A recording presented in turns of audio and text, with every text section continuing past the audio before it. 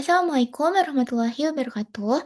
My name is Nadya Fakhirah, Dhirajati to get more, and I currently study medicine at Universitas Islam Sultan Agung, located in Semarang, Central Java. Before we begin analyzing the study in detail, I would like to start by introducing the SPICED framework, which we will use to interpret the key elements of this clinical trial. SPICES stands for Setting, Population, Intervention, Condition, Endpoint, and Design. This structured method helps us break down a study score features based solely on its title, even before reading the full paper. By applying SPICE, we can form an initial understanding of the research context and objective, and critically as whether the title conveys enough scientific information.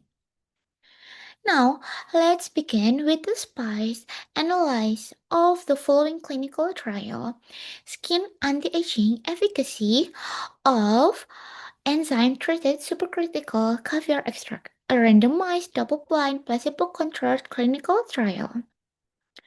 So, first, the setting is not explicitly stated in the title. The population is also not specified. However, since this is a clinical trial on skin anti-aging, it can be reasonably inferred that the participants are likely adults experiencing signs of skin aging. The intervention is the enzyme-treated supercritical caviar extract. Yes. And the condition being addressed is skin aging. This includes visible signs such as wrinkles, reduced skin elasticity, and dryness. The endpoint is the efficacy of the extract in treating skin anti-aging. In other words, uh, the study aims to determine whether the intervention is effective in improving skin appearance and reduce signs of aging. The design is described as a randomized double-blind placebo-controlled clinical trial. This means participants were randomly assigned to different groups. Neither the participants nor the investigators knew who would receive the treatment or placebo, and a control group was given a placebo for comparison. Okay, so now I will be presenting a CONSORT-based critical analysis of randomized clinical trial titled Skin Anti-Aging Efficacy of Enzyme-Treated Supercritical Caviar Extract, a randomized double-blind placebo-controlled clinical trial. This analysis follows the CONSORT 2010 checklist here, covering all 25 items to evaluate the study's methodological transparency and reporting quality. So, from the first title, 1A, the title clearly states this is a randomized double-blind placebo-controlled clinical trial fulfilling CONSORT item 1A. Okay, so it's complete. And then 1B, abstract. The abstract is well structured. It includes the study design, intervention, outcomes, and conclusion. For instance, we measured indicators related to elasticity, wrinkles, and skin hydration at 4 and 8 weeks after consumption of CV. And then two, introduction. The article describes that the skin aging process involves both intrinsic and extrinsic factors. And then we move to be specific objective or hypothesis. Okay, so the objective is clearly stated as to conduct a clinical evaluation of the safety and skin anti-aging efficacy of CV based on an in vivo study. this. Okay.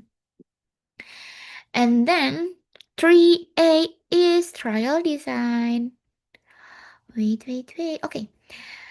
The study is described as a randomized double-blind placebo-controlled parallel trial. Okay. So in figure 2, okay. So in this figure 2, satisfying CONSORT 3A by clearly describing the design and allocation of the method. We move to 3B. Okay, so 3B is not addressed in this article. So we move to 4A. Eligibility criteria for participants. Okay. Okay. Participants were healthy adults aged 30 and 60 with CrossFit wrinkle scale 3 and cheek moisture 49 RT-Berry units. This fulfills for a thorough detailed inclusion criteria. And the 4B is this Global Medical Research Center for 22 April 2022 to 30 September 2022. And 5. Intervention. Uh, the detailed intervention were provided. CV group, 500 day of caviar extra combination group, CV plus collagen, ascorbic acid, hyaluronic acid, and biotin. Placebo group of maltodextrin. These quantities, composition, and dosing regimens allow replication.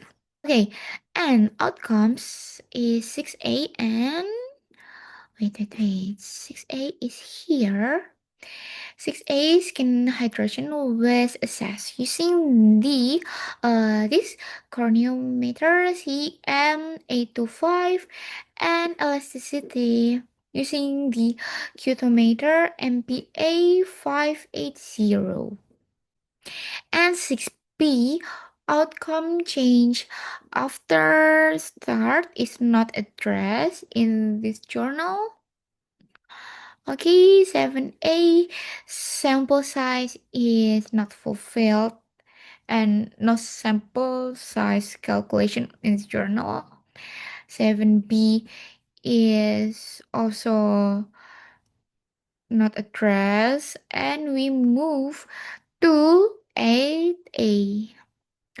This method used to generate the random allocation sequence. Okay, wait. So 8A is here. Randomization was done using the SPSS, considering age and gender. This partially fulfills at 8 of details are limited. Okay, 8B is not fulfilled in this journal. 9 is also not reported. 10 about implementation is also not reported. Okay, so 11A, the article states this was a double-blind trial, but doesn't specify who exactly was blind beyond participants and investigators. So is not reported by, but reported. Okay, 11B is not described in this journal. 12A is about methods used to compare group for primary and secondary outcomes. Here. Wait, okay, here. The authors use Wilson sign rank for within group and Crosscall Wallace for between group. Compare appropriate for non-parametric data. That's 12A and 12B is not reported. For additional analysis, it's not reported. We move to participants flow. 13A. 13A is in figure 2. Okay, so this is show screening, randomization, allocation, and so this is fulfilling this item. This 13A. Okay, flow of participants. 13B, losses and exclusions. However, this no explanation of dropouts or losses post allocation is provided. And then we move to 14A. 14A is dates. The dates is here. April 22 to September 30, 2022. 14B, why the trial and are we stopped? No, this is not reported because there's no reason state for trial conclusion. And then 15 baseline data is in table 2. Table 2 is baseline data. And 16 number analysis is not clearly stated in this journal. Outcomes outcomes and estimation 17A is no confidence intervals or effect size. 17B is not applicable. 18 is also not reported in this journal.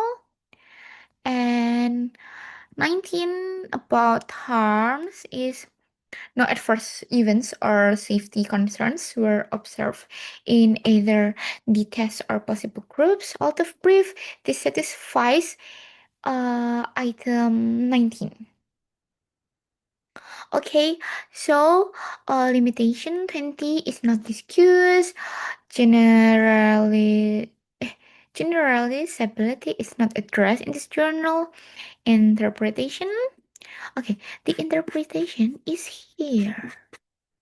The interpretation is here. So the journal states enzyme treated supercritical caviar extract can improve multiple indicator of skin aging. This interpretation is consistent with their data and is not overstated. 23 registration number and name trial of registry. This is 23 is in here. Is registered on Clinical Research Information Service under number this satisfying item 23. And 24 about protocol is not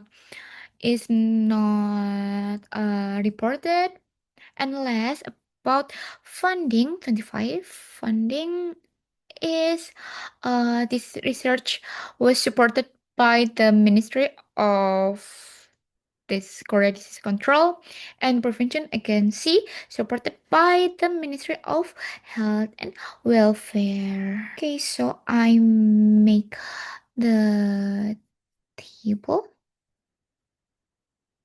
Wait. Okay, I make the summarized. Okay.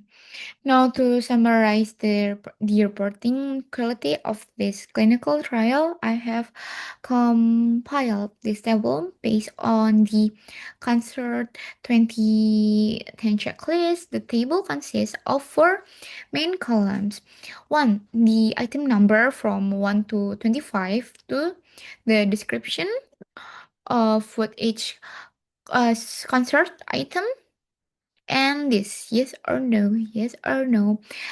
So for example, if we look at item 1A, which asks whether the study is identified as a randomized trial in the title, the article clearly fulfills this by stating a randomized double-blind placebo-controlled clinical trial.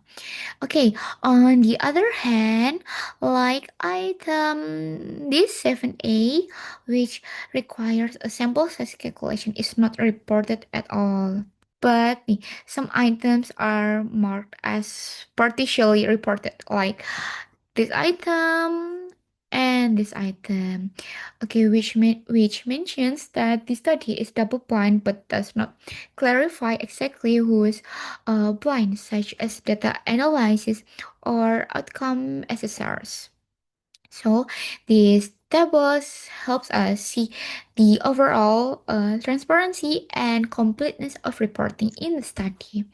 While many key elements are addressed, such as trial designs, intervention details, and outcomes.